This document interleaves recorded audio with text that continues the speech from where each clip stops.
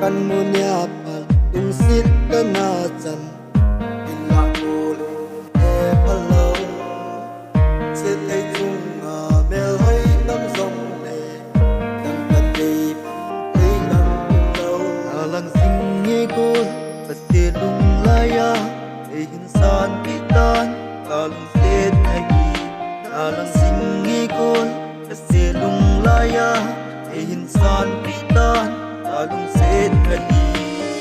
Nung danggel bin kan kalpoy Sudah sanit kalung tunapoy Hat izet det ya kan say Ito chana leng kan sang lo ni Lagel palo, lahe palo Ilagunin na hindon pulo Bukit bani, hindun sit na hi Mang titiboy na mel alang singi ko pasti lung laya insan pitan alang sit lagi alang singi ko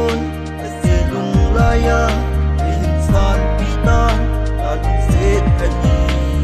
sangu ulung de nangai